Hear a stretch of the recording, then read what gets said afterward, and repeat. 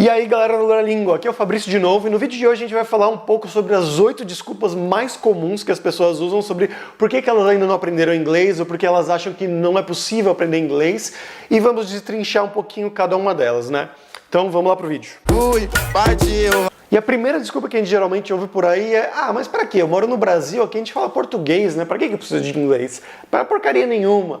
Isso é uma coisa um pouco mente fechada, na minha opinião, né? Porque realmente a gente mora no Brasil, é lógico, mas o inglês hoje é a língua franca do mundo, né? Querendo ou não, e é uma coisa muito útil, seja para aquela promoção sua no trabalho, né? Então, porque você fala inglês, você vai poder se comunicar com os gerentes ou com os diretores, talvez você trabalhe numa multinacional, ou mesmo que não, você trabalha numa empresa brasileira, você tem o seu próprio negócio, você só precisa de português para o trabalho, mas você é uma pessoa que gosta de viajar, então você vai viajar para um outro lugar que não seja Portugal, ou Angola, ou Moçambique, o inglês vai ser muito útil provavelmente, né? Então você vai, por exemplo, para a Itália, você acha, não, eu me viro lá em português, mas não sempre. Ou para a França, para a Inglaterra, para a Alemanha, não importa, para os Estados Unidos, né? Muita gente vai para os Estados Unidos que adora ir nos parques da Disney e para Los Angeles, vai ser muito útil lá, né? E mesmo que não seja só para viagem em si, mas para se comunicar com outras pessoas, para fazer amigos de outros lugares, para ter uma mente mais aberta, né? Conhecer outras culturas, por que não?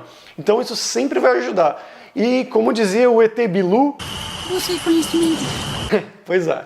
E o segundo ponto é um ponto que a gente ouve demais, que é, meu Deus do céu, eu tô cansado de ouvir isso já, que é, não, eu sou muito velho para aprender inglês, não, isso aí eu devia ter feito quando eu tinha 10 anos de idade, 5 anos de idade. Como se não se aprendesse mais nada, né, depois dos 20 e dos 30 anos. Então você aprendeu tudo que você tem para aprender na vida até os 20, 30 anos, e depois sua mente congelou, você não aprende mais nada, informação nenhuma entra mais, né?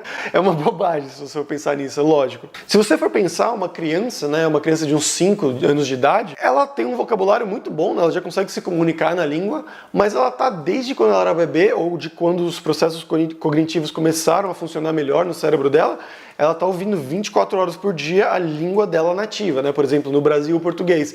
Então é a família falando, os pais, a televisão, o rádio, qualquer coisa assim. Ela está sempre imersa num ambiente que todo mundo só fala em português e sempre dá um reforço positivo, né?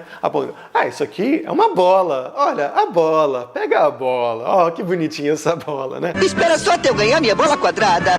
Então tá sempre repetindo. Então, olha esse ambiente que ela está inserida. Mas mesmo assim, quando você olha assim uma criança nessa idade, ela vai falar muitas coisas erradas, né? Eu fazia... Ele não cabeu, né? Então em vez de coube, coisas assim, é muito comum você ouvir de crianças, porque elas estão entendendo como é que funciona, né? Então pra gente vai ser bem parecido, mesmo a gente criança ou a gente mais velho, a gente vai aprender, a gente vai fazer, vai cometer esses erros, como as crianças cometem, e com o tempo alguém vai corrigir e falar, não é cabeu, é coube. Aí você, beleza, na próxima vez você já fala corretamente, né?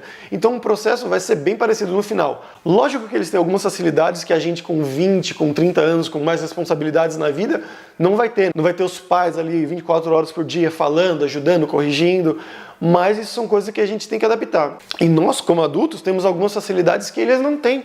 Porque a gente já conhece uma língua, né? Então a gente tem a facilidade de comparar, de traduzir, de perguntar, você já sabe essa língua? Como é que fala isso em inglês, né? Perguntando para um professor ou para alguém que já saiba, né? Ou então viajar, por exemplo, mesmo, né? Você como criança não tem essa liberdade de ter um dinheiro, pegar, viajar para outro país e começar a praticar com pessoas. Você como adulto, ganhando dinheiro, você já pode fazer isso, né? Com a responsabilidade e quando você quiser. Então ambos os lados têm facilidades e dificuldades que você vai adaptando ao que você tem atualmente.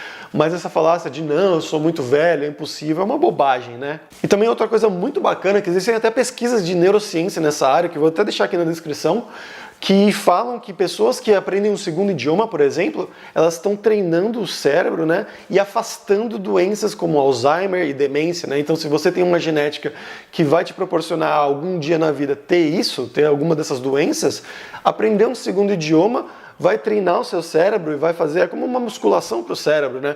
Então, se você vai ter essa doença com 60, talvez você vai desenvolver ela só com 80, se você aprender um segundo idioma ou nem a desenvolva. Então, são coisas que ajudam até para a sua saúde. A terceira desculpa que muita gente usa é que, eu não tenho tempo, eu sou uma pessoa muito ocupada, até que eu gostaria, mas eu não tenho tempo. E hoje em dia, né, com a pessoa que tem um smartphone, isso aqui é uma coisa que também foi destruída praticamente.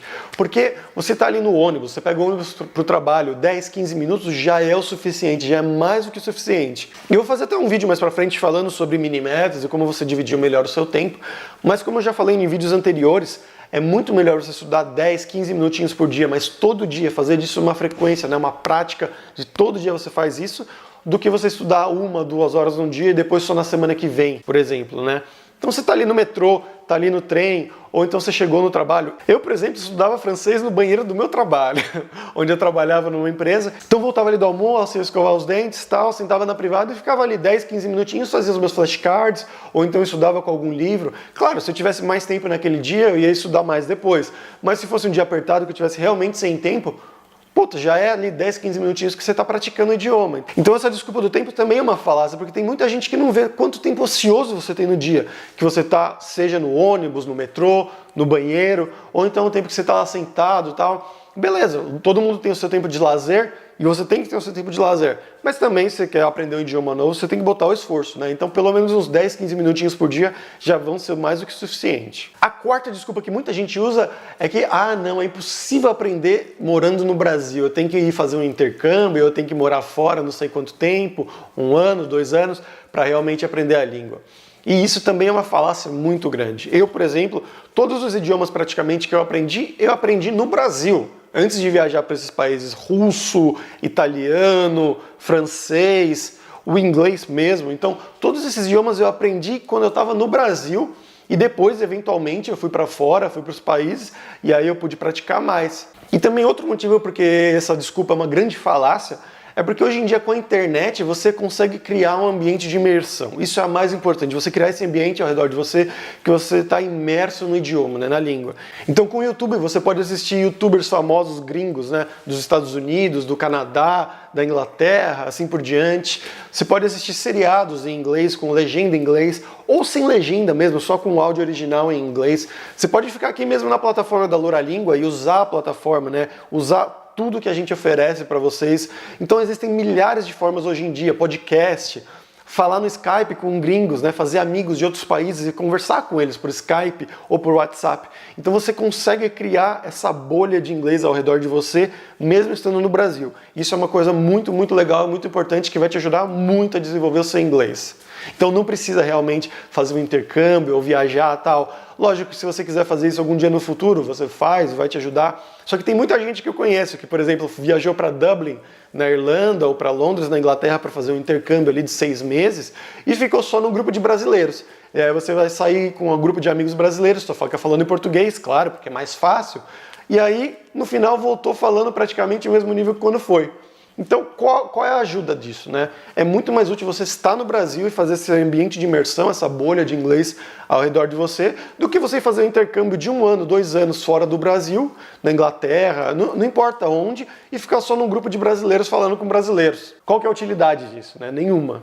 A quinta desculpa que muita gente usa é: não, eu não tenho talento para aprender idiomas, né? Isso é uma bobagem de talento, né? Lógico, o Neymar nasceu com grande talento para jogar futebol, Mozart nasceu com grande talento para música, mas tem muita gente que você vê e você fala: pô, eu acho que essa pessoa tem talento numa coisa, mas ela não pratica, e aí ela fica na mediocridade ali, né? Ela talvez vai ser melhor que a pessoa média, só que ela não vai ter uma capacidade realmente boa, né? Um nível realmente bom naquilo que ela faz. Então você com prática, você consegue facilmente passar uma pessoa que teoricamente tem esse talento para idiomas, né? Eu sempre achei que eu não tinha talento nenhum na escola para idiomas, para inglês. Meu inglês era 0, tipo, eu só sabia o inglês dos joguinhos de videogame, mas o inglês na escola era como mesma coisa, né, de sempre. Verbo to be, gramática, mas a gente não tinha prática. Isso que é uma coisa que faltava. Eu não via a utilidade real dessas coisas, como muita gente ainda não vê. Mas crescendo e tendo contato com pessoas de outras culturas, e aí me deu essa vontade de conhecer outras culturas e viajar mais. Aí eu fui ver que realmente, eu posso então escrever no WhatsApp, posso conhecer amigos gringos em plataformas, né, em aplicativos, e conhecer novas culturas, fazer novos amigos. Caramba, realmente é útil isso, né? Então esse negócio de talento realmente é uma bobagem, né? Porque você tendo uma prática de disciplina, você consegue ultrapassar qualquer pessoa que tenha algum teórico talento e que não o desenvolva ou não pratique. A sexta desculpa que muita gente usa, né, porque porque eu não consigo aprender inglês, é o dinheiro. Não, porque agora eu tô sem dinheiro, né, talvez algum dia que eu consiga mais dinheiro, aí eu vou começar a aprender inglês.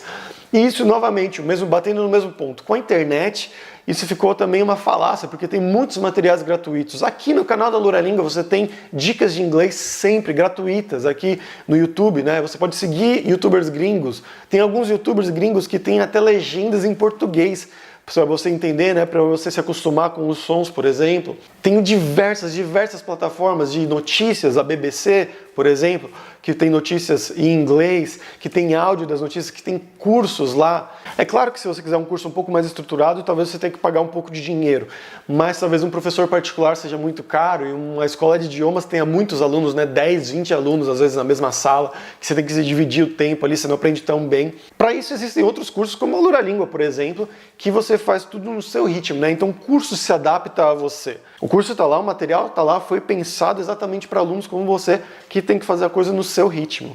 A sétima desculpa que as pessoas usam é: não, inglês é uma língua difícil demais para mim, eu não consigo. Não consegue, né? Mas se você for pensar, todas as línguas são fáceis ou difíceis, né? No começo, pelo menos, né? Todas as línguas, nossa, essa coisa é um pouco diferente, nossa, isso aqui não tem em português. Mas isso é uma coisa normal que você vai se adaptar com o tempo e com os estudos. E a gente tem uma facilidade muito grande com o inglês, que o inglês teve muita influência do latim e principalmente do francês na sua história, né? E por causa disso a gente tem muitos cognatos com o inglês, que são palavras que são bem parecidas nas duas línguas. Então, por exemplo, competition, competição, example, exemplo, economy, economia, area, área, idea, ideia, né? Eu podia continuar aqui por horas, só falando cognatos, que são palavras bem parecidas em português e inglês, só muda um pouco a pronúncia, mas a escrita é muito parecida, e às vezes até a pronúncia é parecida, né? Então isso já é uma facilidade. Outra facilidade é que em inglês não tem gênero masculino e feminino, né? Então, por exemplo, the car, né? O carro. Você não tem que saber se é o carro ou a carro, que é uma coisa que muitos gringos têm dificuldade quando eles aprendem português, né? Então, um alemão, um americano mesmo, você pode ouvir um a carro ou o flor, coisas assim, né? Então, eles não têm gênero masculino e feminino, que também é uma outra facilidade muito grande. E ainda a conjugação verbal em inglês também é muito mais fácil do que em português, né? Então a gente tem eu faço, você faz, ou tu fazes, ele faz, nós fazemos. Em inglês, geralmente, quase todos são iguais. Então você vai pegar, por exemplo, o verbo to walk, né? Andar, né? I walk, you walk, we walk, they walk. Né? Então é praticamente todos iguais, só a terceira pessoa ali que é um pouquinho diferente, que vai adicionar um S em geral, mas é muito mais fácil do que em português. Você tem que aprender todas essas conjugações, espanhol também, italiano, todas as línguas latinas, línguas eslavas, assim por diante. Então olha quantas facilidades você tem por causa do inglês. Então é lógico, tem muitas coisas que são um pouco difíceis em inglês, mas não é, se você olha por esses pontos, não é aquele bicho de 7 cabeças que você pensava, né? E a oitava e última desculpa que muita gente usa é a memória, né? Não, tem uma memória muito ruim, sou uma pessoa muito esquecida. Eu esqueci você. Mas eu te falar que eu pessoalmente sou uma pessoa com uma memória horrível, principalmente para nomes, horário, compromisso, essas coisas. Mas você já se pegou na situação que você foi numa festa, né? Então você chega lá, algum amigo em comum vai te apresentar, ó, esse aqui é o Fábio, prazer, Fábio. Aí você chega na outra festa, você lembra, puta, eu acho que eu conheço aquela pessoa, como é que ele chamava mesmo? Eu não lembro o nome. Aí você pergunta, oh, como é que ele chama mesmo? Ah, Fábio. Aí você vai na terceira encontro, assim, né, tipo, tempo depois, um mês depois, 2 meses depois, puta, como é que chamava aquela pessoa mesmo? Tem que perguntar de novo, né? Isso acontecia direto comigo.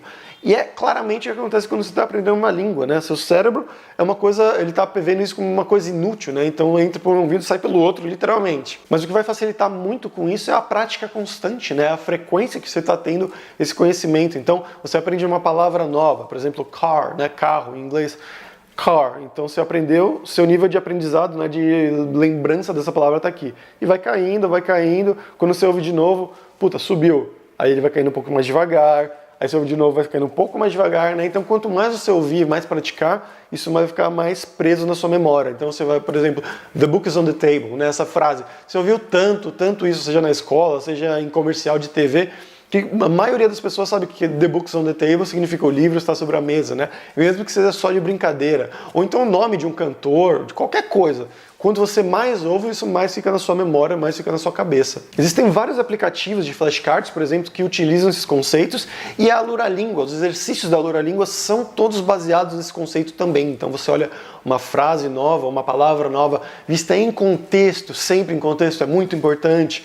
Então você vendo isso, e aí você vê uma vez, depois você, vê de novo. Aí você analisa, não, foi muito fácil, já está na minha cabeça. Ou foi difícil, não lembrei. Ou errei, não lembrei. Então com o seu feedback e o algoritmo inteligente do sistema que já foi feito pensando nisso, você vai adaptar o sistema a saber, né, a entender. Não, isso é uma coisa que ele já sabe, então eu só vou mostrar mais pra frente. Ou não, isso é uma coisa que eu acho que ele tem dificuldade, então eu vou mostrar mais cedo. Então é um método extremamente útil que a maioria dos poliglotas que aprendem vários idiomas usam e que vai te ajudar muito a aprender inglês. Então galera, esse aqui foi um vídeo um pouquinho mais longo do que normal, mas espero que vocês tenham gostado. Se você já utilizou alguma dessas desculpas, ou tem algum amigo que já utilizou essa desculpa, dê um like aí no vídeo que ajuda a gente bastante e manda esse vídeo para esse amigo, para ele parar de utilizar essas desculpas e para começar a aprender inglês com a gente aqui na Lura-Língua, no canal, ou no site www.luralingua.com.br, que isso vai te ajudar e vai melhorar o seu inglês hoje mesmo. Então um abraço, até a próxima!